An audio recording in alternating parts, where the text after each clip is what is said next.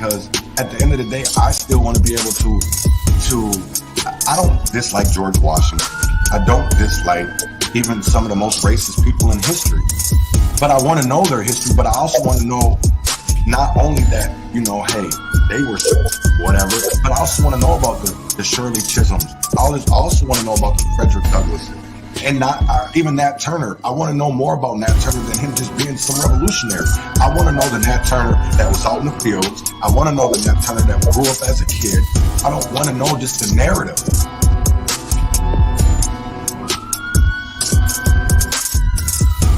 You know, tuned in to Urban Conservative. Tuned in to Urban Conservative. Tuned in to Urban Conservative. Tuned in to Urban Conservative.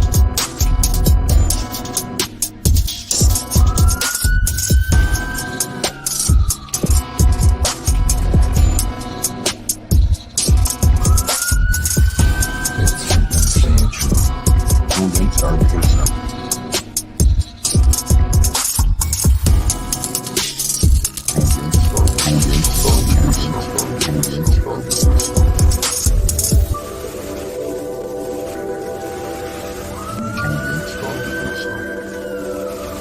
Q9, my full time, hold it up and smoke it. Transgression, a progression of a war we ain't asked for. Transgression, a progression of a war we ain't asked for. It's madness, yo. All the things that we could talk about. Call it. But let's talk about these urban circumstances real quick. And basically it's we got this. So Revolutionary. Winner's frosty hand. Muhammad is the famed name, forever stand.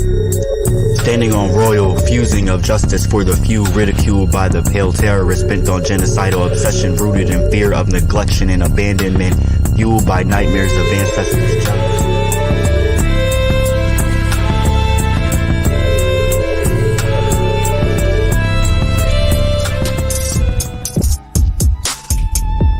Because at the end of the day, I still want to be able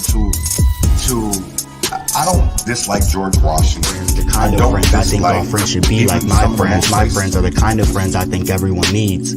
My friends see the things at times I don't see. My friends hate the police.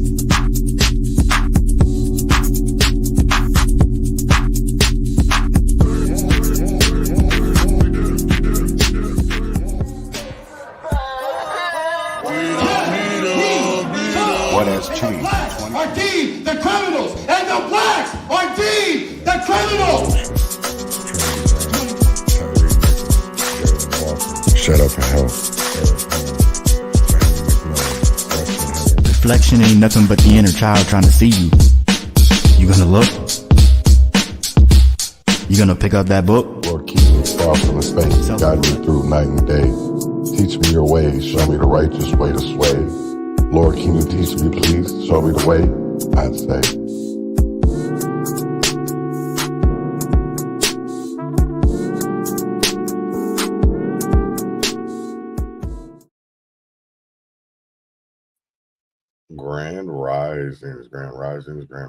Grand risings, and welcome to the Urban Conservative with Chaz Neal. This morning,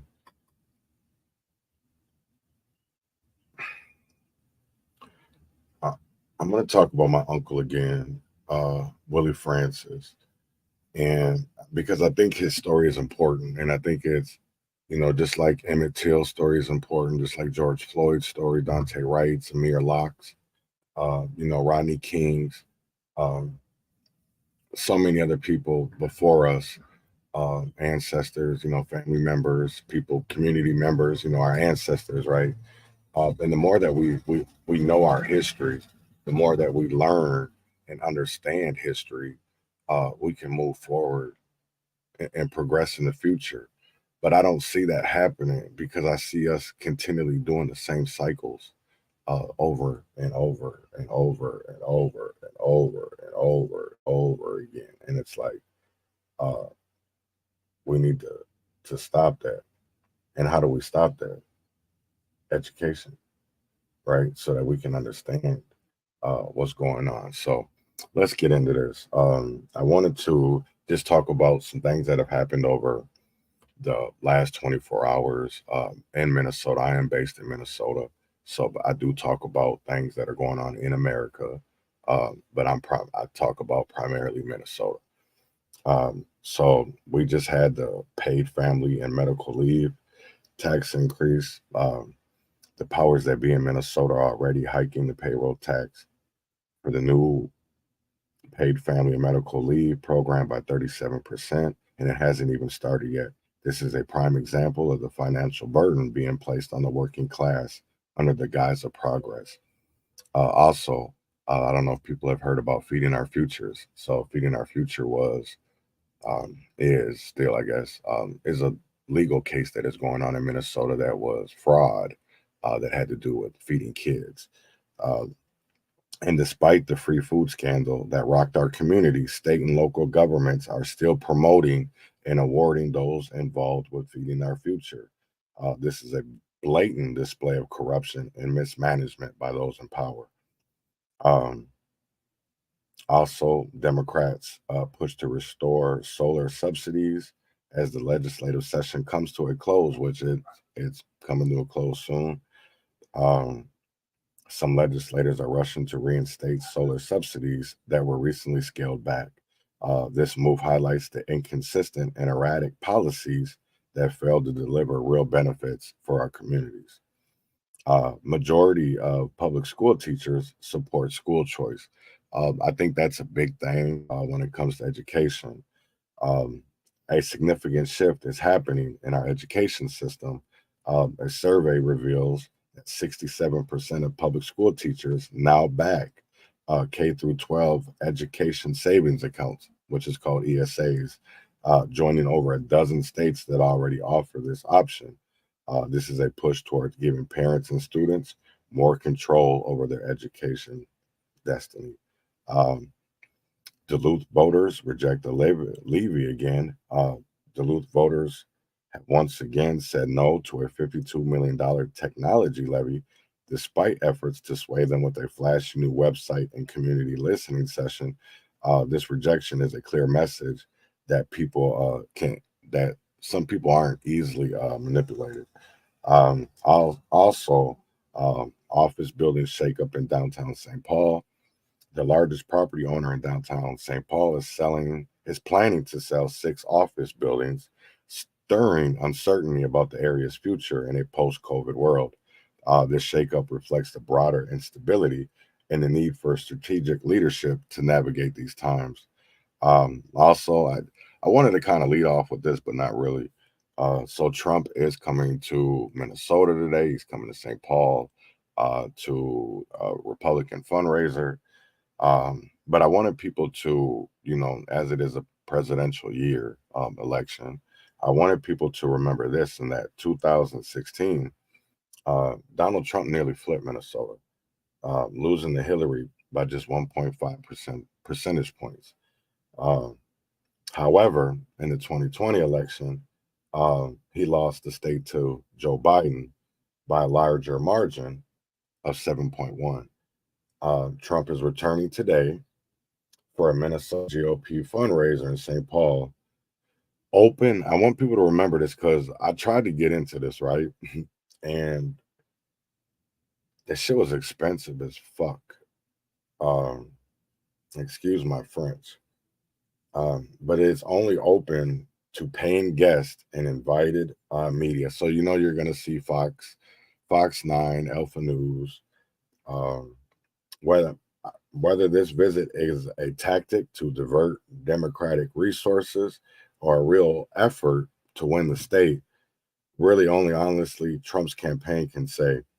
What's clear is the stark urban-rural divide in Minnesota, a state with vast political and social differences. Because we do have a lot of political and social differences here when it comes to, let's say, inner city, rural, bigger areas, and then we have like rural areas where they think a little bit differently than we do. Their policies are different.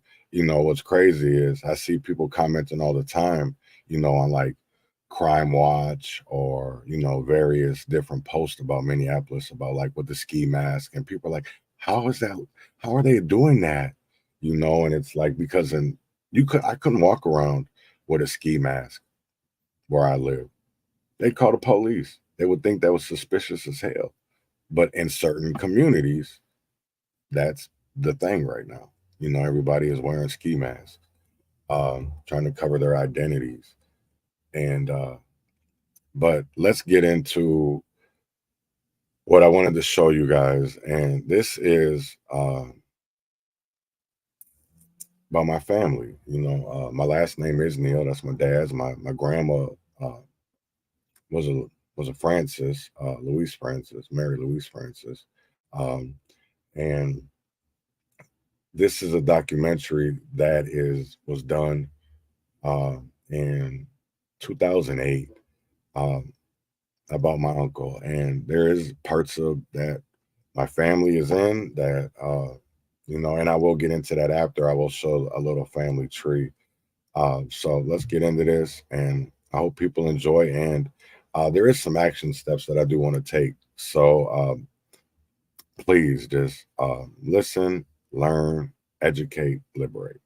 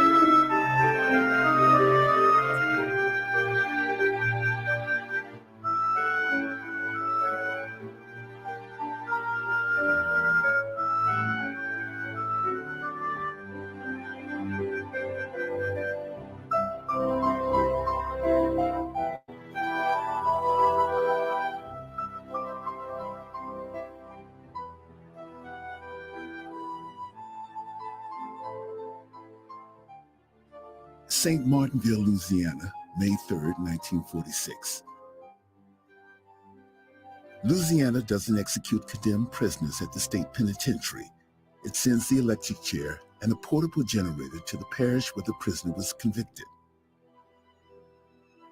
This day is on the top floor of the St. Martin Parish Jail to execute Willie Francis, who was convicted of killing the chief of police's brother. Willie is the youngest of 15 children. His father is a farmhand who earns $9 a week. Willie has never been in trouble before this. Willie climbs the stairs to the execution room, followed by the sheriff. He knew he'd be scared, so he spent the last week walking down the hall of the jail. He didn't want to embarrass his family by having his legs fail him on his last walk. No one has told him what to do, so he walks to the electric chair and begins to sit down. They're not quite ready, so the sheriff brings him to a holding cell across the hall. Minutes later, the sheriff tells Willie, it's time. Willie walks to the chair alone and sits down. This time, no one stops him. He's strapped in, and his parish priest gives him a last blessing. The sheriff asks if he has any last words. Willie opens his mouth, but he's so scared that the words won't come out. He finally just shakes his head to say no. A black hood is placed over Willie's eyes. The gauges on the generator show that it's built up to a maximum of 2,500 volts. The executioner, a sarcastic voice, says, "Goodbye, Willie." As the current surges, Willie's thin, 150-pound body bucks so hard against the restraining straps that the 300-pound electric chair jumps off the floor and turns a quarter of the way around. The electricity is finally turned off, but something is wrong. Very, very wrong. All the witnesses can see that Willie is still breathing. The executioner bellows, "We'll give him another one." The electricity flows again, and Willie bucks hard against the straps again. The witnesses say they could see Willie's face puff up when the electricity hit him. After the current has run longer than it did the first time, Willie screams, take it off, I can't breathe." The executioner yells back, "You're not supposed to breathe." Willie screams, "I am not dying." Finally, the electricity is turned off. When the sheriff removes the hood, he finds Willie's terrified eyes staring at him. The coroner examines Willie quickly, but there's not a mark on him. Everyone is stunned. No one can believe what they're seeing. As the sheriff escorts Willie back to the holding cell, the executioner says, "I'll get you the next time if I have to use a rock." The sheriff asks Willie if he wants anything, but Willie says no thank you. He'd just like to rest. Willie was only 16 years old. And what, in essence, do we have? And then with Willie Francis, to be 16, to be in the hands of these men, all white men, any pictures you see of executions in those days when they had the portable electric chair, it's all white men standing around carrying out the execution of this young black man. He was totally powerless in their hands. And so what recourse did he have? They thought of him as disposable human waste. And that's the way they treated him. And so when they strapped him in the chair, they probably had to put the straps very, very tight because his wrists were so slender. Probably his feet didn't even touch the floor of the chair, the bottom of the chair. And they thought nothing of this because in their minds, they've already turned a switch. And it's what makes the execution of human beings possible. They turned the switch. He's not a human being the way we are. No one knows what to do. This has never happened anywhere in the United States. The sheriff calls Governor Jimmy Davis. Please don't take my sunshine away. Yes, sir, folks, I want to tell you something and tell you for sure. You know, there's not much that old sunshine won't cure. So when you're down and you're feeling kind of low, just walk right out in its golden glow. Try not to worry and don't ever whine. Yes, my good friends, all you got to do is just take a little bit, just a spoonful. But good old-timey sunshine. One more time, the legislative choir. You are my sunshine, my only sunshine. You make me happy. Governor Jimmy Davis, a former country singer who is famous for his song, "You Are My Sunshine." The governor doesn't know what to do, so he calls the state attorney general. They decide that Willie should be executed again. Although the situation is unique and confusing, one thing is clear to the politicians. They should wait before trying again. They feel it would seem cruel to try a third time on the same day.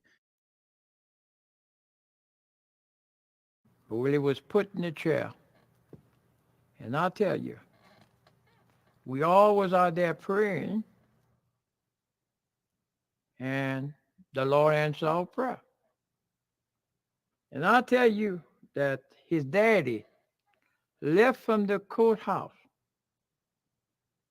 and he made it back, and everybody was wondering what had happened. And he was hollering that Willie made it. They didn't kill him. Everybody my age would always remember that.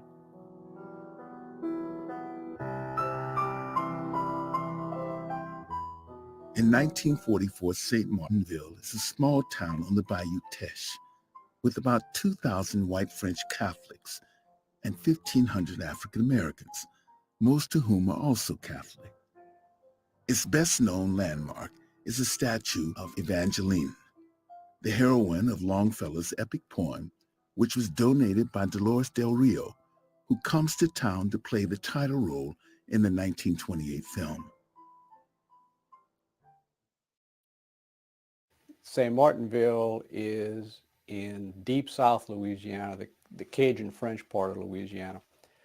Louisiana is different from other southern states in a lot of ways, but probably the biggest difference is that unlike the other southern states, the white Anglo-Saxon Protestants are in the minority in Louisiana because we're really like three states. You have New Orleans way over there on the east, and that's a big Irish, Sicilian, Italian, Jewish, urban setting, and that's different from the rest of the state, which is really rural. You have North Louisiana, which is your typical southern white Anglo-Saxon Protestants, and then you have a third of the population down in South Louisiana where St. Martinville is, and that's all French Catholic. If you had gone into a barbershop or a grocery store in St. Martinville in the 1940s, the predominant language you would have heard was French. There was nobody who didn't speak French. There were people who didn't speak English, but everybody spoke French. Even today in 2005, if you go to the Saturday afternoon Mass at St. Martin de Tours Catholic Church, the priest does the sermon first in English and then in French. Andrew Thomas is a popular 50-year-old bachelor who owns a local drugstore. One of his brothers is chief of police and another is chief administrator of the parish government. One morning, he's found dead outside of his home with 5 bullets in him. The community is shocked.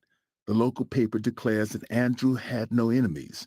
The coroner holds an inquest, but only 2 witnesses have any helpful information. Mrs. Van Brocklin, a neighbor, testifies that she heard several shots around midnight, jumped out of bed and saw a car with its headlights on in front of Andrew's house.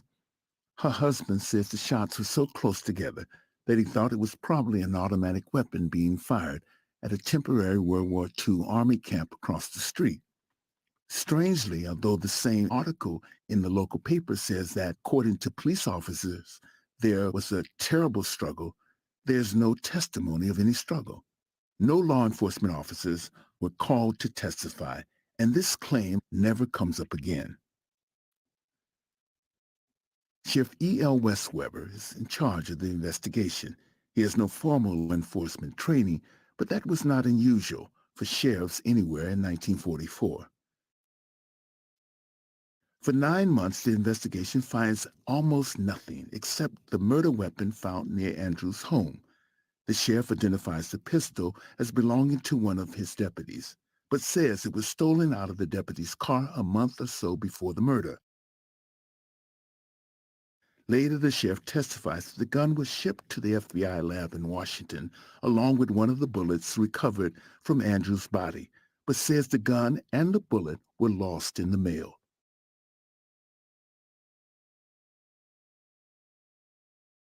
Nine months after the murder, a strange chain of events leads to the arrest of 16-year-old Willie Francis.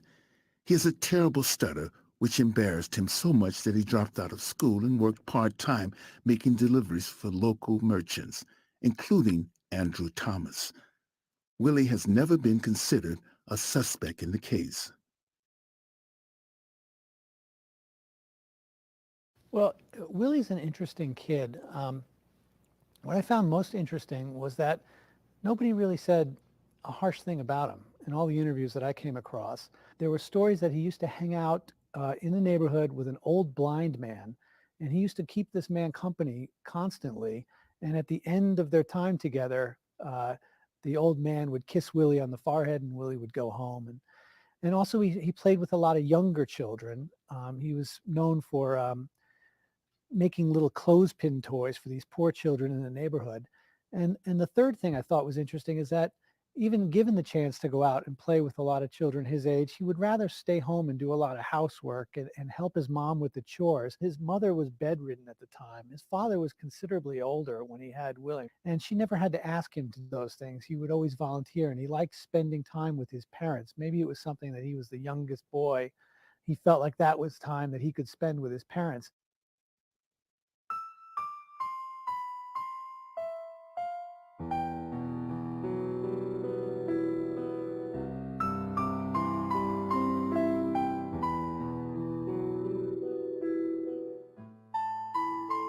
Nine months after the murder, Willie is in Port Arthur, Texas, visiting an older sister. The police are waiting at the train station to arrest a drug courier. It chases a suspect who runs away carrying a suitcase, and the suspect escapes, throwing the suitcase away. Willie is sitting nearby watching the trains pass, and the suitcase lands near him. The police can't catch the suspect, so they arrest Willie.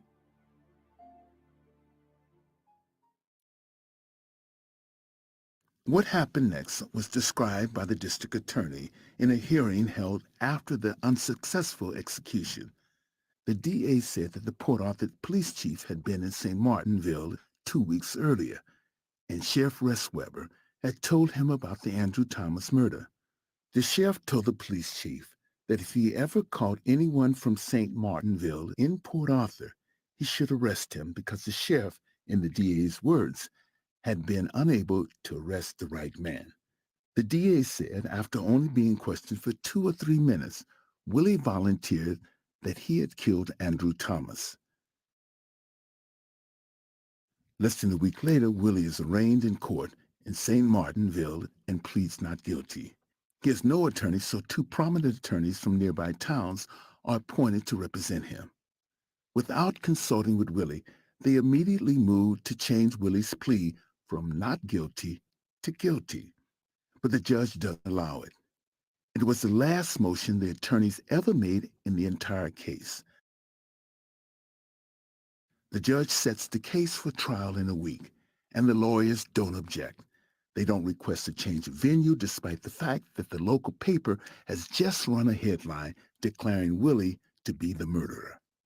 The trial begins 6 days later. Willie's appointed lawyers make no opening statement, don't ask a single question of any witness, and never make an objection. When the prosecution rests after introducing Willie's confession, the defense rests without calling a single witness.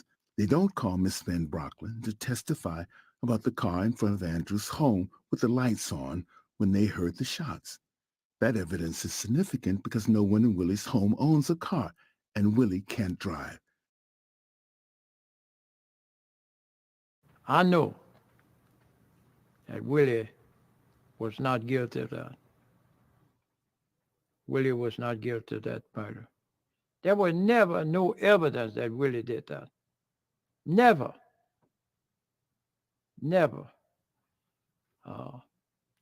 There was a gun that was found at the murder scene. It wasn't Willie's gun.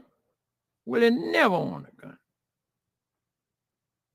You know, it was later identified it was somebody else's gun, but it was stolen.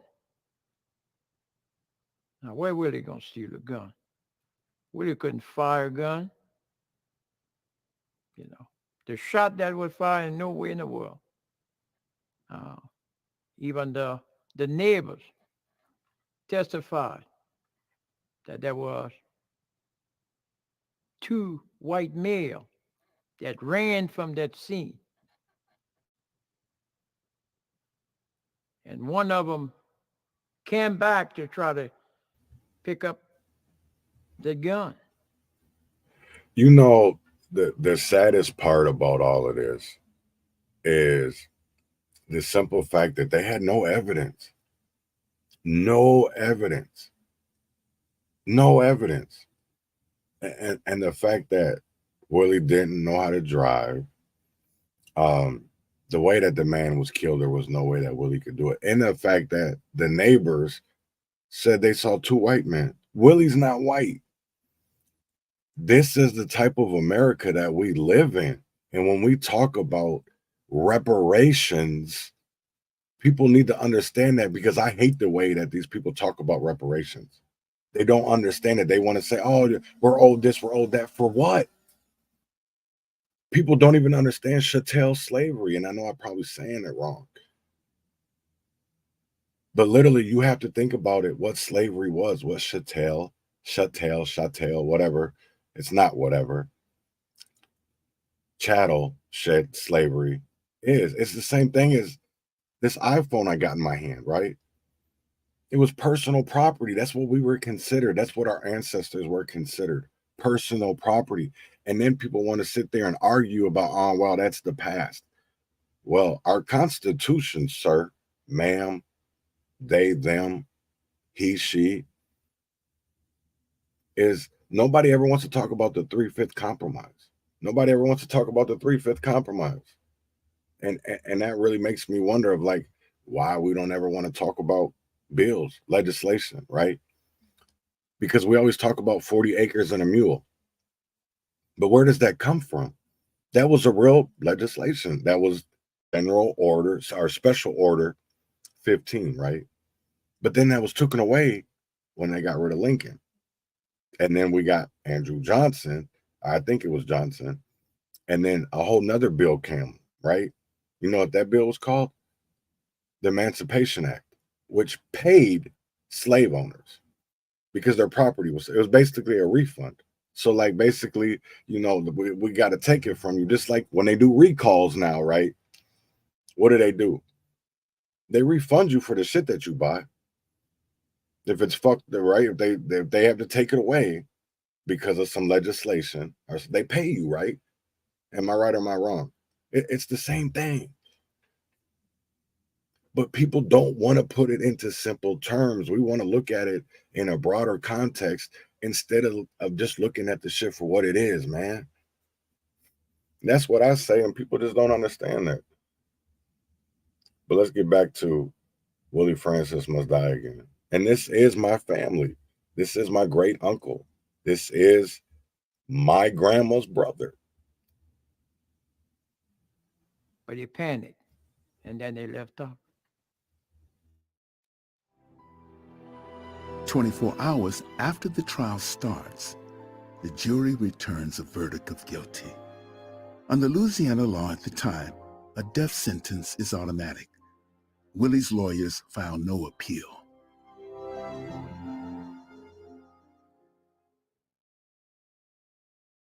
And also the whole issue that only poor people are selected for the death penalty. It is so blatant at this point.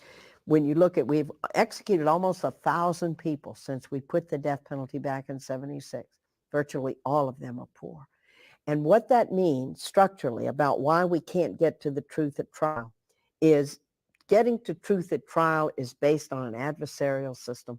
Defense presents, prosecution presents. And if you're poor and you have defense attorneys appointed to you who do nothing, the bad thing for the whole system, including the jurors, is you can't get the truth. Jurors do their best with what they get, but it's distorted. Some things are hidden, and they don't know the truth. So then they're asked to play God and go behind closed doors and decide if a fellow human being lives or dies. It is inevitable that wrong decisions will be made because you don't have that adversarial way of coming to truth, because poor people do not get good defense. Truth on their side can't be. Yo, and what's crazy is she brings up a very great point. A very great point, because I'll tell you right now, our judicial system is not about justice. It's not about truth. It's not about transparency, right? Because at the end of the day, it's about who can go on there and put on the best show, who can go on and put on the best story, the most believable story. That's what all of this is about. That's what our justice system is about. It's not even about truth. We have way too many people that are literally innocent who are behind bars. There's no evidence. And because our Supreme Court does not see innocence as a reason to overturn a conviction, is fucked up. Fucked up. Total prosecution prevails. People are sentenced to death. The Louis Peters case, the Louis Pete case, is the case that points out how tragic it was that Willie's lawyers didn't make any attempt at all to defend him, because you had an all-white jury that acquitted a black man of murdering a white man. His lawyers presented a defense. He had a defense, and an all-white jury acquitted him. St. Martinville was not a place where a black defendant was automatically guilty. And that's not a guess. I mean, that happened, and it happened before the Willie Francis trial. Then after the unsuccessful execution a month later, Willie waits in jail for a new death warrant to be signed. Willie's lawyers may have been content to do nothing, but his 70-year-old father was not. He goes to a young attorney named Bertrand DeBlanc. He was a friend of Andrew, and his wife once worked for him. He's the grandson of a former justice of the Louisiana Supreme Court who founded a local Klan-like organization known as the Knights of the White Camellia. DeBlanc explains that he just returned from the war and he's broke. He has a wife and 3 young kids and is struggling to start a new law practice. He can't afford to work for free. Willie's father sits quietly and cries. DeBlanc knows there's nothing in this case for him. A loss hurts his reputation and a win alienates the white community. And in the South in 1946, they are 99% of his potential clients. But in front of DeBlanc is a poor man pleading for help to save his child's life. He tells Willie's father that he'll take the case. Willie's father brings DeBlanc 2 gallons of potatoes, the only fee he ever receives.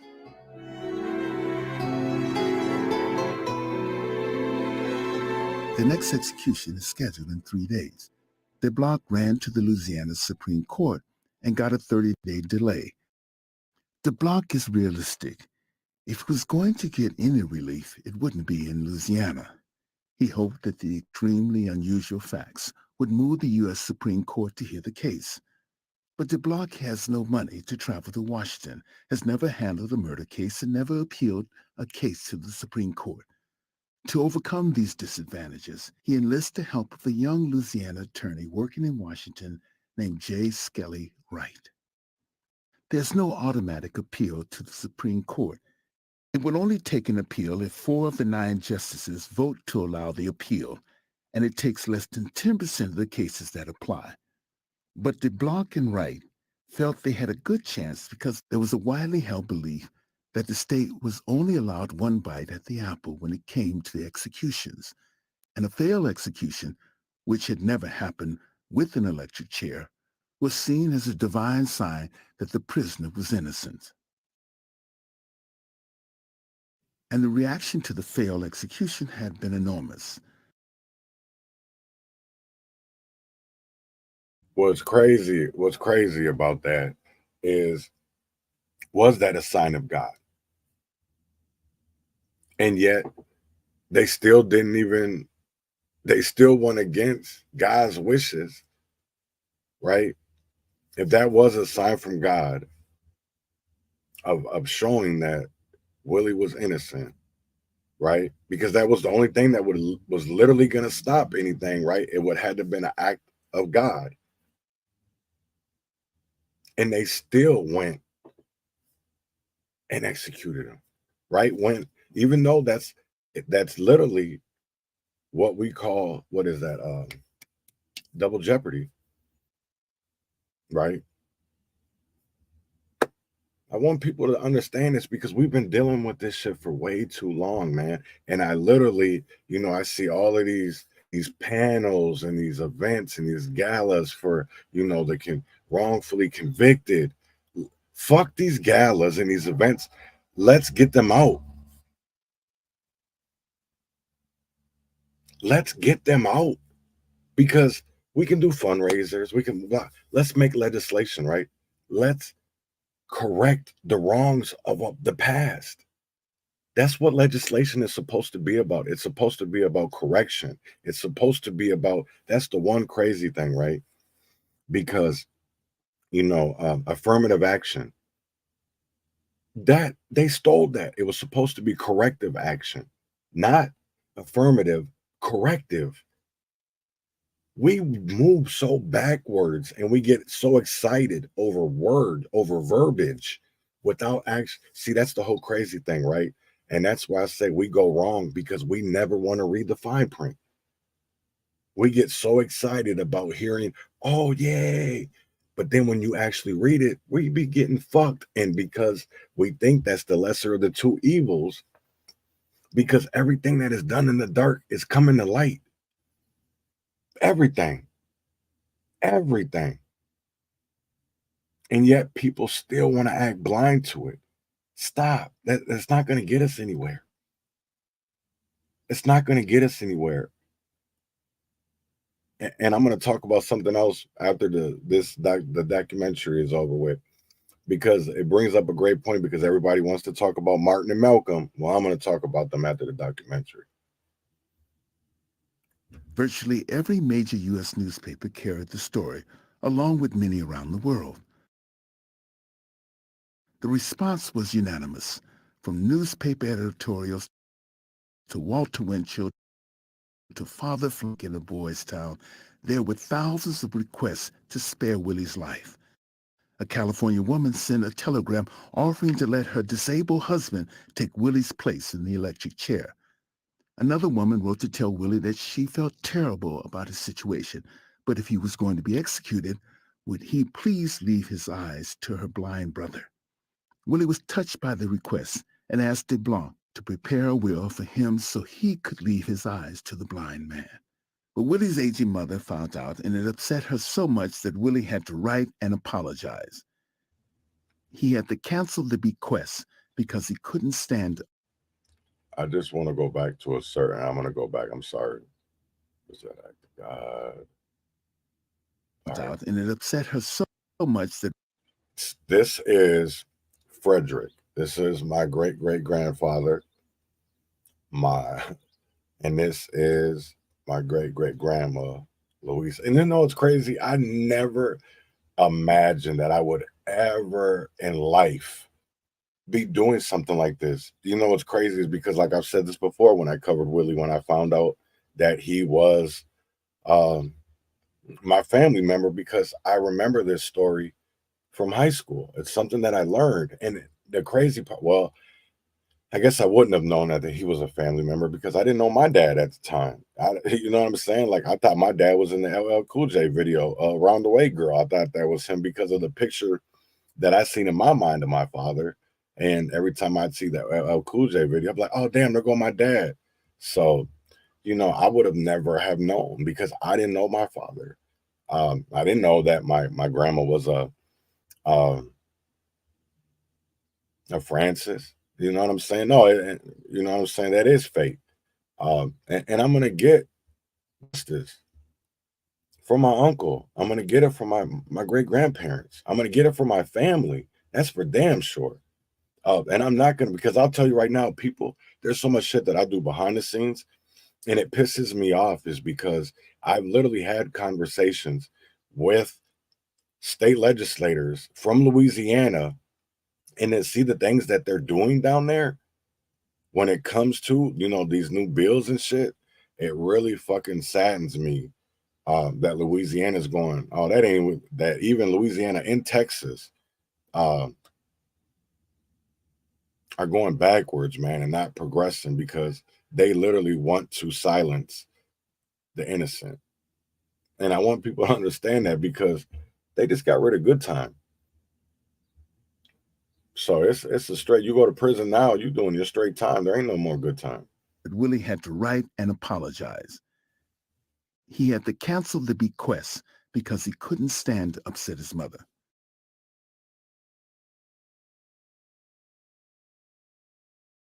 On May 10, 1946, the Supreme Court voted on whether to hear Willie's appeal. The clerk of the Supreme Court called Wright and told him that the request to hear the appeal was denied. Wright called DeBlanc with the bad news. Both were shocked. DeBlanc blamed himself for getting Willie's hopes up and went to the jail to tell Willie. In a scene repeated often, Willie tried to console DeBlanc. He told DeBlanc that he never thought the court would save him and thanked DeBlanc for all of his hard work. Some reporters came to the jail to get Willie's reaction, and DeBlanc didn't want them to bother Willie. But Willie said it was all right and told the reporters that he would continue to pray. So I just want to answer a question real quick that was asked. So John Tell asked, what is good time? So good time is basically, in Minnesota, they have what's called, we do certain amount of time, right? So let's say you're sentenced to 66 months. You would do 66% of your time behind bars, and the other percentage would be that'd be good time. So then you get parole, right? But there's some states where, let's say like Wisconsin, they do 2 years in prison, and then plus they'll give you 5 years parole, right? Every state is different, and you get different type of good time. It used to be 35% of your time that you did in Texas. So, but for them to take that good time away, it makes it harder for people to get out. Yeah, yeah. So it's fucked though.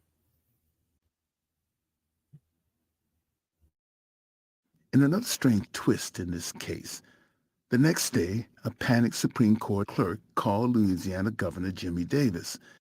The clerk's office had made a huge mistake. The court had agreed to hear the appeal. When DeBlanc got the news, he raced to the jail to tell Willie. For the third time, the teenager had to prepare to go back to the lecture chair, only to get a reprieve. Now DeBlanc and Wright had to decide on which legal arguments to emphasize in this brief.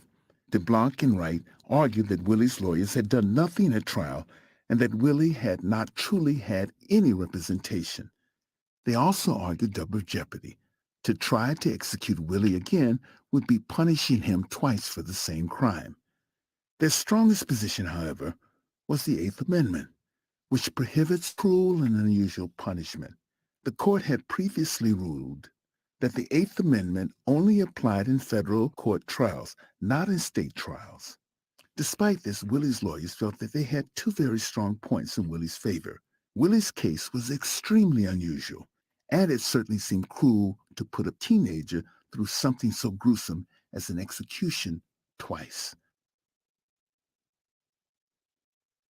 Well, you know, the title of my book is Dead Man Walking, and I got that from Albert Camus, who wrote in France in 1957, called Reflections on the Guillotine. And his point was that by the time a person is brought to their death, they have died inside mentally. They have been through the death 1,000 times in their nightmares, in their imagination, in their dreams. And so inside, they begin to die. I'm sure inside, young Willie must have thought, I don't have a chance. I don't have a chance. They're going to kill me. Then he has to try to deal with death.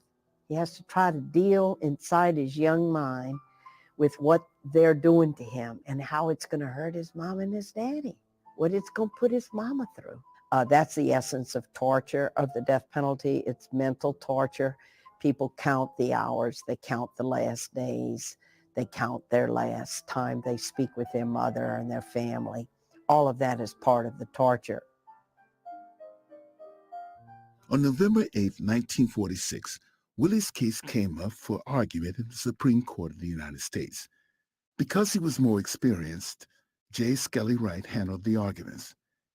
After the arguments were finished, there was no way to tell which way the justices would vote, or even which way they were leaning. Once the oral argument has finished, the justices disappear behind their velvet curtains, and little is known about the process, which is one thing that's fascinating about the Willie Francis case is through the papers of the justices, we're able to recreate in large part what occurred. And what occurred firmly supports the what one writer once said was that the decision-making process results in quote desperately negotiated documents, and that's what the Willie Francis opinion is, a desperately negotiated document.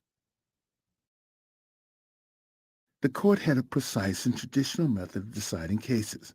All 9 justices would meet in the Supreme Court conference room at noon on Saturday to decide the cases which had been argued that week. The only people in the room With the 9 justices, no secretaries, no law clerks, no tape recorders. We only know what happened because of private handwritten notes of the justices released many years later. The Chief Justice always leads the discussion and casts the first vote. After discussing Willie's case, Chief Justice Vinson voted to allow another execution. He then went around the table to record the votes of the other justices. Sitting around that table were 3 of the Supreme Court giants of the 20th century. Hugo Black from Alabama, a former KKK member who transformed into the leader of the liberal wing of his court. William O. Douglas, perhaps the greatest defender of individual civil rights to sit on the Supreme Court in the 20th century. And Felix Frankfurter, a former Harvard Law School professor, a founding member of the ACLU, and considered by most, including himself, to be the best legal mind on the court in 1946. Surprisingly, Black voted to allow another execution. So did Douglas, so did Frankfurter. The vote was 6-3 in favor of allowing the state of Louisiana to put Willie Francis in the electric chair again. The Chief Justice assigned Justice Stanley Reed to write the opinion. 3 weeks later, Reed sent the first draft of his opinion to the other 8 justices. Reed's opinion said the unsuccessful execution was an unfortunate accident, but an innocent accident, and since there was no suggestion that it was the state's fault, the Constitution did not prevent a second execution. Justices Frank Murphy, Harold Burden, and Riley Rutledge were the only 3 no votes. Burden, a Republican from Ohio, said that another execution would be the equivalent of burning at the stake. Murphy, a graduate of the University of Michigan Law School, believed that sometimes you had to ignore the strict rules in the search for justice. He once wrote, "I don't care what the technicalities are, I just won't do it." The 3 joined together to write a powerful dissenting opinion in hopes of changing other votes. You know, I want people, there was some key words that were said here, right? In that little of the judges, that the one that voted to execute Willie again was a liberal. And the one that thought it was wrong was a Republican. Everybody talks about there wasn't no shift in politics. I think people really need to go back in history and really understand who the Democrats are and who they still are today, because they haven't, you know, what's crazy is the only thing of it is, yeah, they done literally, and I know somebody probably, man, bro, you crazy. I know where you're going. Hold on. Listen, yeah, man, see, this is the thing that go back and educate yourself. This is the thing that I hate about when people don't even want to listen. Go back and look. Go back and look, right? We're talking about the labels of liberals, progressives, conservatives, Republicans. I'm not definitely about to get into that conversation, because for the simple fact, I know what I'm talking about when I talk about the whole thing with liberals, progressives, and Republicans, conservatives. There's a whole big difference, and that nobody wants to discuss. It worked. Douglas read the dissenting opinion and then changed his mind. He was voting to reverse. Now it was 5-4. If the dissenters could only get one more vote, Willie could not be executed. Then Justice Robert Jackson decided he could not go along with the majority opinion either. Although he would not vote to reverse, he would write a separate opinion saying that Reed's reasoning was wrong. Next, Hugo Black defected and decided to write his own opinion. Frankfurter also made it quite clear that he could not go along with the majority opinion either. The Chief Justice was staring at a disaster. The court's sensitivity to public criticism was perhaps at its highest level in its history because of the widespread criticism when it ruled that significant portions of FDR's New Deal were unconstitutional.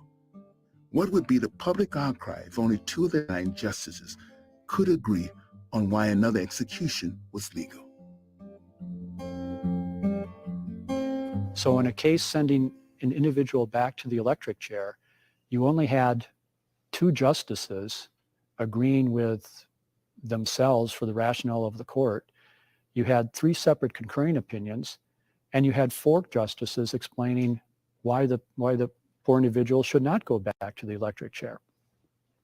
So Reed was stuck. You had 2 people joining him, 3 sort of agreeing with the result but going elsewhere, and 4 strongly opposing him.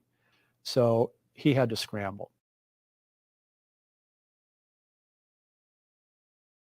All 9 Supreme Court justices began their careers as lawyers.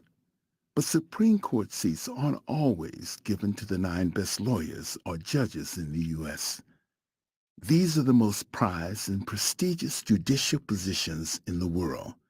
It's rare for a Supreme Court justice to be without some political skills. And in controversial, emotionally charged cases like this, the horse trading between the justices can be intense. Reed went to work to try to win back 3 votes to support his opinion. He first went to Jackson, who he had worked with in the Attorney General's office, and finally convinced Jackson to sign on to the majority opinion. He next approached Black, but the man from Alabama was hard to move. In 1946, Black firmly believed that the 8th Amendment should apply not only to federal courts, but in state courts too. Reed rewrote his opinion 4 times to try to accommodate Black's position. When Reed finally agreed to the strongest language yet in support of the argument that the 5th and 8th Amendments should apply in state courts, Black agreed to vote for Reed's opinion. It was now 4 in favor and 4 against. The deciding vote was in the hands of Felix Frankfurter. Justice Frankfurter really made the Supreme Court his life's work. He was nominated to the court from a law professorship at Harvard Law School. The study of the Supreme Court was really, truly his life's work. So when he was appointed to the court, perhaps no justice has ever been more prepared for his work on the Supreme Court. And he really did view the Supreme Court, much as he said in a famous saying, that he watched over it much as a mother would watch over a feverish child. On June 13, 1947, the opinion was announced. Quote, "So far as we are aware, this case is without precedent in any court. Our minds rebel against permitting the same sovereignty to punish and accuse twice for the same offense. The traditional humanity of modern Anglo-American law forbids the infliction of unnecessary pain in the execution of the death sentence," unquote. And that language came from the 4 justices who voted to allow another execution. The 4 dissenting justices were outraged at the prospect of another execution.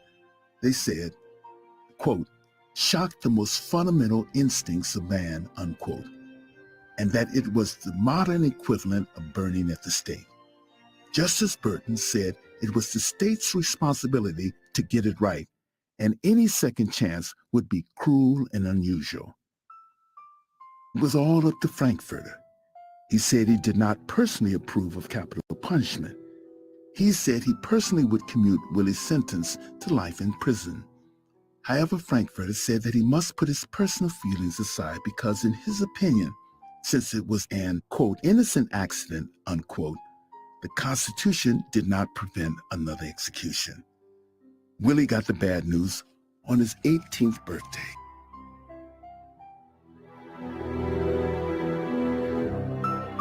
After casting the deciding vote to allow another execution, Frankfurter then did something which had only happened once in Supreme Court history. He personally went to work behind the scene to try to save Willie's life. Among his classmates at Harvard Law School was a New Orleans lawyer named Monty Lehman. Frankfurter immediately wrote Lehman a letter marked strictly confidential. He told Lehman that Willie's case weighed heavily on his conscience, and he asked Lehman to use all his influence to get Willie's sentence commuted to life in prison. One of the most extraordinary stories related to the Willie Francis case is Justice Frankfurter's extrajudicial machinations. The Willie Francis decision came out in early January of 1947. Justice Frankfurter sends a letter dated February 3rd, 1947, to a Harvard Law School classmate by the name of Monte Lemon, who is a very prominent lawyer in the state of Louisiana, a very prominent member of the Louisiana Bar, entreating him to act on behalf of Willie Francis and send a letter on behalf of Willie Francis to the State Pardon Board.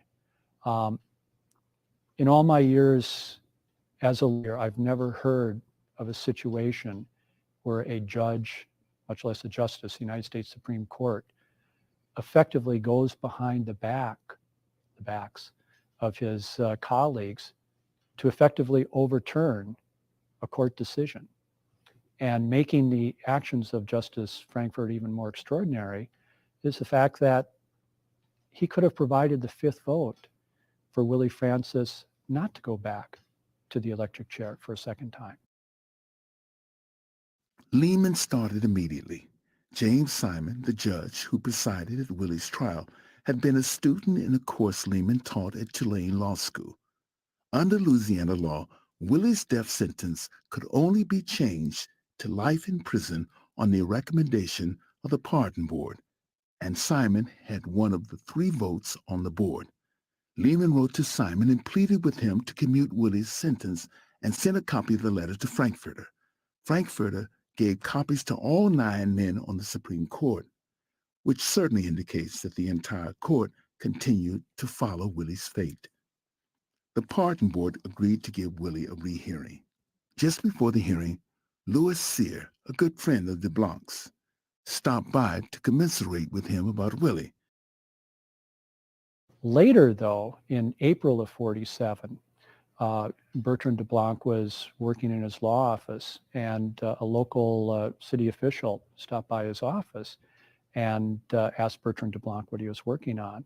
And Bertrand DeBlanc said, well, I'm working on the Willie Francis case. And the local official said, yeah, that's really a shame what happened there. And Bertrand said, yes, it was. It really is a tragedy. It looks like he's going to go back a second time.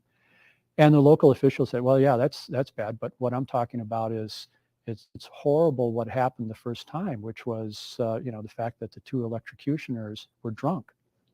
Bertrand DeBlanc says, what? He goes, yeah, somebody told me that they attended the electrocution, and both the guard and the inmate were drunk. And Bertrand DeBlanc was stunned.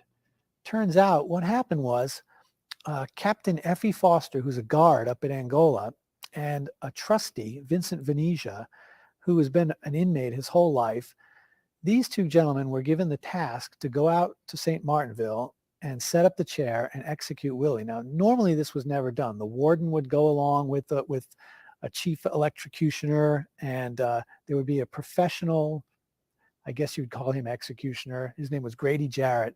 He traveled all around the state, and he was known for being very friendly with the prisoners, very professional, and nothing ever went wrong. Well, none of these people were there. So here you have the inmate and the trustee out on their own. They're away from Angola. They decide, we don't have to do anything to do until the morning. Let's go hit the bars of New Iberia. So they went past places like the Jungle Club, the Tesh Club. They finally ended up in a place called the Green Lantern, which was right off West Main Street. And it was owned by a man named George Etty, who later signed the affidavit saying, I saw these guys. They were drinking. They were inviting some of my patrons over to the execution in the morning. They were talking loud and laughing. They stayed all night. And later on, early that morning, they had to be up at 8 in the morning to perform this execution. And another townsperson in St. Martinville, Ignace Doucette, he says he saw them passing a flask back and forth between each other. It was so hot and they would go back and sneak behind the truck and drink and then go back upstairs and hook up the chair. And he said, you know, they kept getting the chair wrong. They'd have to start all over again. They were swearing. And, you know, eventually Skelly Wright said these two men were so drunk he doesn't know how they could have done anything. LeBlanc gets an affidavit from Sear and an affidavit from an eyewitness to the drinking and presents the evidence to the pardon board. Despite this, Judge Simon and the board voted unanimously to allow the execution in 2 weeks.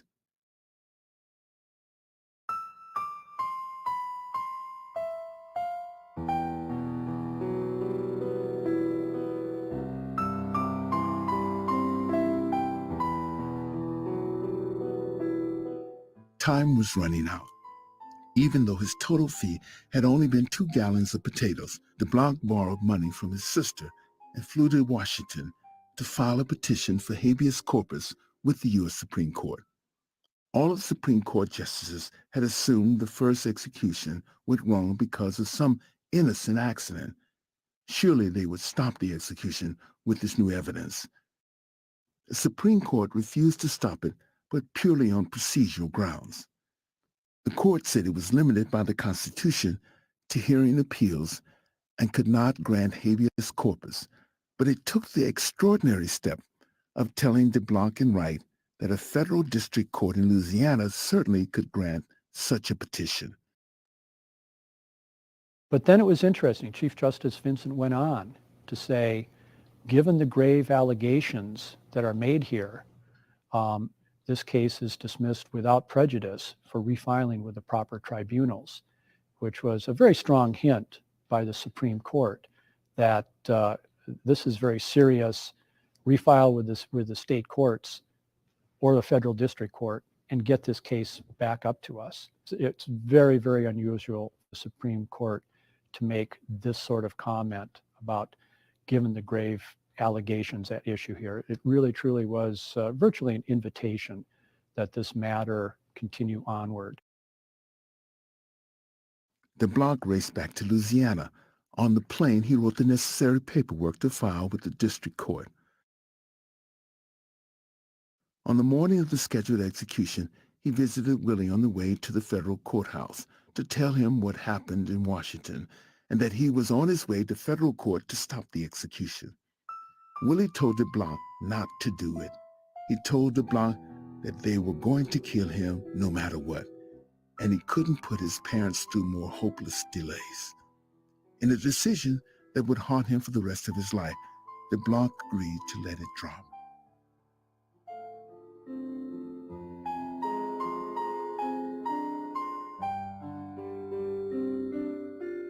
Before the next execution, Willie once again practiced walking up and down the hall in the jail. "I have to die like a man," Willie said. He was the only person alive who knew what a horror he was facing, but he did not want the fear to cause his legs to go out, because that would embarrass his family. See that last bit of dignity for legs to hold him up, like young Willie, you know, asking for permission to just walk so that his legs would be under him when he goes to take this walk. Sometimes I put myself in the position of these young people, or anyone really, to be executed. I don't know that my legs would hold me up if I would be told, for whatever reasons. All the legalities disappear. Everything disappears. This is a moment of your death. You're a human being. And I would be wondering if my legs could hold me up, knowing that if I were to walk across this room, and when I go through this door, I've left my family, everything I know on this earth, and that I'm going to be killed. And to walk to your death knowingly, and then to allow yourself then to be killed, I can't even imagine what that is. Willie's favorite food in the world was fried chicken, but his family was so poor that he only had it for Christmas dinner. Willie ordered fried chicken for his last meal, but as he was served, he realized it was Friday. As a Catholic, Willie would not eat meat on Friday. LeBlanc offered to get the cook to fry catfish for Willie, but Willie said no. He didn't want to put the cook through any extra trouble. On May 9th, 1948, Willie Francis should have been in his last month of high school. Instead, he was being strapped in an electric chair for the second time in his young life. He saw Sidney Dubois, a kind, gentle local barber, who the sheriff had asked to be one of the official witnesses. Willie asked Dubois about his 6-year-old son, little Sid. Willie said, "You take care of that boy, you hear?" Dubois answered, "I will, Willie, I will."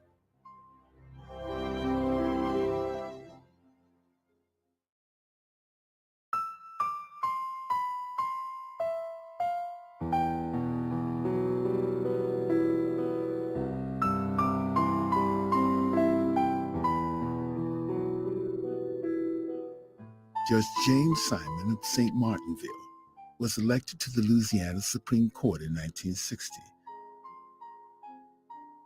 He resigned 9 months later as part of a plea bargain to avoid criminal prosecution for federal income tax evasion. J. Skelly Wright became a federal district court judge in New Orleans in 1962. He later became a judge of the United States Court of Appeals in Washington, D.C. Years later, Skelly Wright became a famous judge with the courts of appeals in New Orleans and the District of Columbia. And he said the ultimate test of a justice's work must be goodness. And if that's the test, then surely the Supreme Court in the Willie Francis case failed it. Bertrand DeBlanc was elected district attorney in Lafayette Parish, Louisiana in 1960. But after Willie's case, his heart wasn't in prosecuting. He wanted to defend poor people. For the final 10 years of his legal career, he became the only attorney in Louisiana history to go from being district attorney to being the head of the Indigent Defender's Office. And I know the American people don't know this. They think we got the best court system in the world. They don't know how this thing works. So what better than to bring them close to it? So telling this story of Willie Francis brings people into this whole issue. It's like Willie walks again among us. In a way, he is a dead man walking because he's going to become alive again to us, his story. And there's going to be a part of us that wants to say, oh, but that was back then. We're much better now. We're not any better now. In fact, I think we're worse. He had some very special kind of inner strength in him, young Willie Francis did. And, I can't help it. I mean, my instinct is to want to pray to him and to just say, really help us to work justice, to carry on, what your life is about so that your death is not in vain.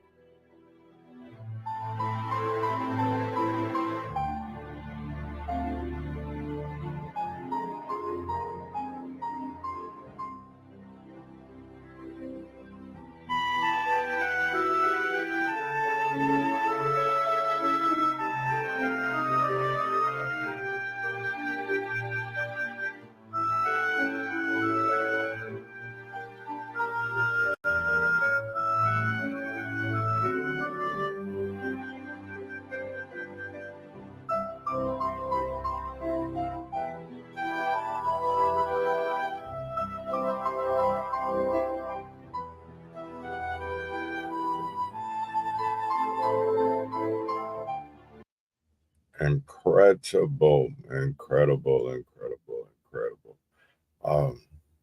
Damn. Yeah, but have we changed? Has our justice system changed? I don't feel like it has one bit. I mean, yeah, the year has changed. The days are the same. Same shit, different day. Same shit, different year. Same shit, different day, decade.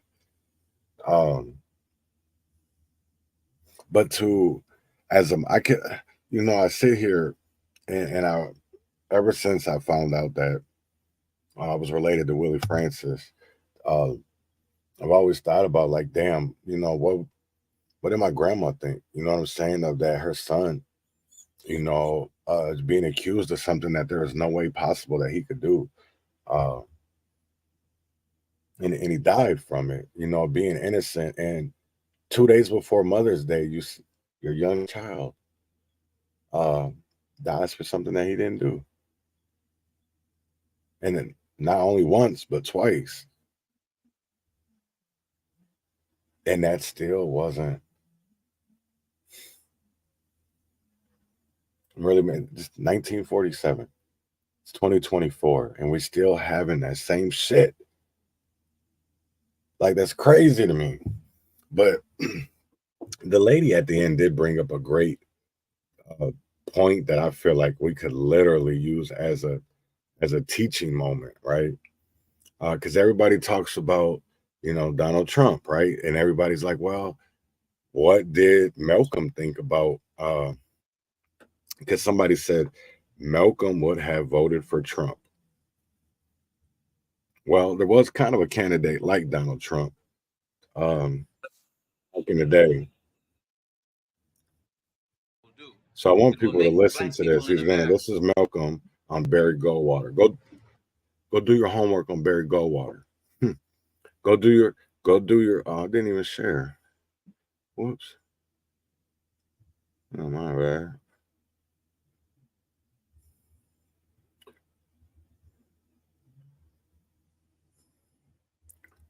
Yeah, so if you don't know who Barry Goldwater is, go do your homework on Barry Goldwater. Kind of similar, wasn't a political guy. A lot of comparisons to Donald Trump in ways because of the way that he is. Barry, I guess, was what you see is what you get, right? Wasn't really political, but he brings up some great points in this, and I just want people to listen. All right. Well, if Goldwater ever becomes president, one thing his presence in the White House will do, it will make black people in America have to face up to facts, probably for the first time in many, many years. And this in itself is good, in that Goldwater is a man who's not capable of hiding his racist tendencies, and at the same time, he's not capable of even pretending to Negroes that he's their friend. So this will have a tendency to make the Negro, probably for the first time, do something to stand on his own feet and solve his own problem, instead of putting himself in a position to be misled, misused, exploited by the whites who pose as liberals only for the purpose of getting the support of the Negro. So in one sense, Goldwater's coming in will awaken the Negro, and it will probably awaken the entire world more so than the world has been awakened since Hitler. So there's a lot that I agree with this, and what I want to discuss is I want to show y'all something, because so for me, change Goldwater to Trump. Malcolm's words keep ringing true. Goldwater took the L, Trump took the W, and now it's time to really look at the race game in America, right? Because we are in an election year, and that's why I say go do your homework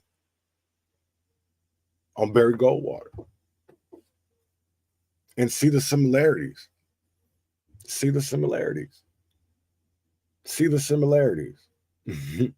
See the similarities, right? Because what if there's another L? We know how he took the last one. You know what I'm saying? History repeats itself, because we always hear about that. Oh, it was just a preview. It was just a what's to come. So January 6th was the preview, right? Of just like 9/11 was supposed to be so-called preview or something. So what are we supposed to see? What are we supposed to see? Open your eyes, people. Open your eyes, because our ancestors are speaking to us, and very fluently too. They're speaking to us from the grave. They are speaking to us. And a lot of Negroes are probably scared. They don't understand it. But there's a lot of Negroes that get it. But there's some, stop being scared. Stop being scared. That's the one thing. That's all I'm asking people, because at the end of the day, what are you scared of? What are you scared of? Or do you just want to keep on living so you can go to the strip club? You can listen to Sexy Red, or you can go to the Megan Thee Stallion. You can become a what are they, a hottie? That's what's crazy, because that's all I see is niggas being called hotties or whatever they call the Megan Thee Stallions or whatever. And it's like, damn, that's crazy. Like, we got niggas out here dying. We got niggas out here going to jail for not doing shit. Right? We're getting left behind at the state capitol in legislation. You think niggas give a fuck? Nope. They rather go pick up that tequila. They rather go pick up that Casamigos. They rather go pick up that blow and sniff it off a broad's booty. Or they rather get caught on somebody's Ring camera in Cincinnati about going in the door to eat booty. Are they out here fraudulently scamming money from the community, all under the guise of nonprofits? Y'all ain't ready for these conversations because something is coming. And I don't know how much more I can educate y'all. We're going to continually talking about the past, because that's what this is about. Because we can't understand where we're going if we don't understand the past, right? Because the past is the key to the future, right? It's our passport. We have to understand history. And if we don't, we're not going to go anywhere but run in circles. That's why what's crazy to me is everybody wants to bring up, talking about, oh, Kendrick Lamar this or Kendrick Lamar that. Nigga, listen, if y'all keep on bringing these niggas up as activists, they're not activists. They get paid to do what they do to make y'all feel good. That's what's crazy. Everybody talking, bumping Kendrick Lamar, they not like us. No, nigga, y'all ain't like us. Fuck you mean? Fuck you mean?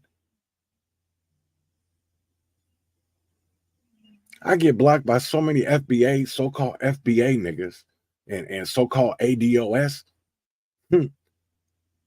But where y'all niggas be at? You don't be boots on the ground. Y'all be too busy snorting cocaine or getting caught on getting your chick mad and she bust y'all smoking that glass dick in your mouth.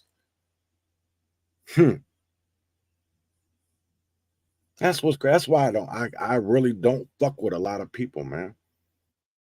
Because niggas be so fake.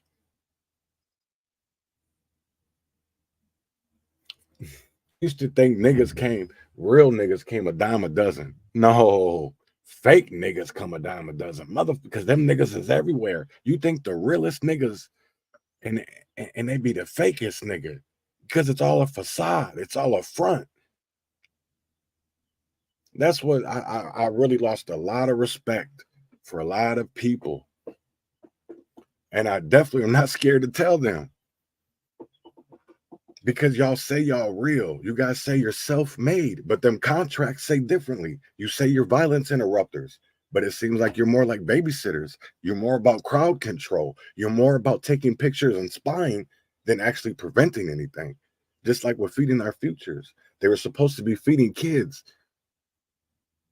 How the hell y'all feeding kids that y'all was documenting, putting numbers that for amounts of kids that damn near don't even live in them communities? They could have literally fed the whole state of Minnesota 10 times over, but they were too busy sending money to Kenya, or they were buying houses, they were buying cars, right? Taking vacations, going to Vegas, snorting cocaine off of chicks' booties or titties. Some of them was even some bought grills. And I'm talking about the one they put in their mouth. Some of them got BBLs. Some of them got extensions, new nails, new titties. Right? Everybody want to talk about Diddy. Where y'all niggas at talking about Frank Nitty? What's the nigga name that walked from Alabama to Minnesota? Oh, Terry Willis. Motherfuckers so quick to talk about everybody else, but the shit that goes on in our own communities. Don't nobody want to talk about BLM stealing all the money. Don't nobody want to talk about the Negroes always asking Caucasians permission. Right? Y'all don't want to have real conversations because you niggas don't read the fine print, and you don't want to read the fine print because you would rather feel good. Y'all rather get out there and dance and be like, oh yeah, come on, I'm twerking. That's what y'all want to do. Y'all not soldiers. And I put that on my mama. Y'all some track stars, number one. And for all the people that talking about Malcolm would have walked with y'all, Malcolm would have slapped the shit out of most of y'all. The same thing with Huey. The same thing with Fred. They'd have slapped the shit out of a lot of y'all by any means necessary. That's the biggest crock of shit I done ever heard. These niggas talking about by any means necessary. To get to the Twinkie, to get to the strip club, to get to the by any means necessary to take a picture with Ben Crump, with Al Sharpton, Spike Lee. And the crazy thing, it'd be at a funeral like it's a motherfucking nightclub taking flicks. I'll never understand that shit. It's supposed to be about celebrating that person, right? About that loved one. How you going to celebrate with people you don't even know? And then they giving the eulogy.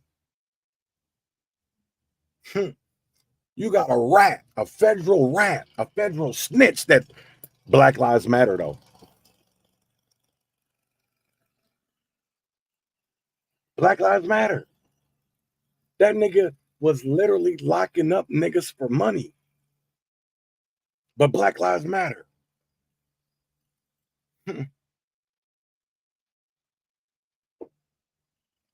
Black Lives Matter. That's just trademarked. They get paid off of that shit. But we ain't never seen no change because the only accountability that I seen was that they could count the motherfucking money that was in their bank accounts. It wasn't about accountability out in these streets. It wasn't about holding these police accountable. It wasn't about holding these systems accountable.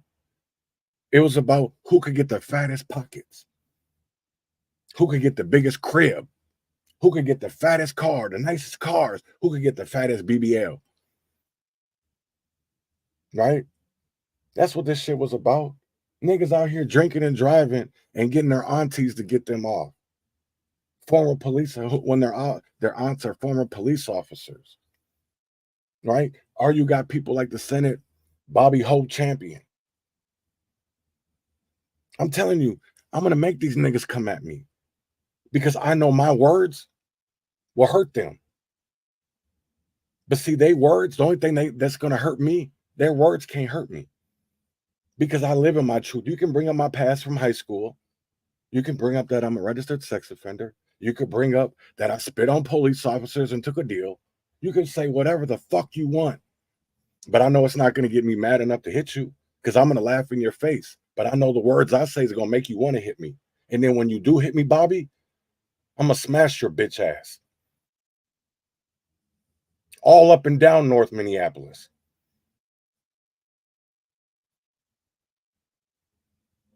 Because I know all y'all, Jerry, all y'all, my words hurt. Because it's the truth and the truth hurts. So, with that being said, man, I hope everybody has a great Friday. I know I'm about to enjoy mine. Timberwolves won last night by 45. We go back to Denver.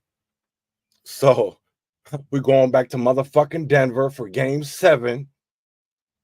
Just like 20 years ago, when we beat Sacramento, we're going to do the same motherfucking thing. So, all you haters, all you dick riders, don't be bandwagoners now because Anthony Edwards is the next Michael Jordan. I think he's going to be better than Mike. He already better than Mike if you compare their first couple of years together in the leagues. So, with that being said, man, win or fail, freedom or jail, heaven or hell, wish me well. Y'all have a great one. Urban conservative.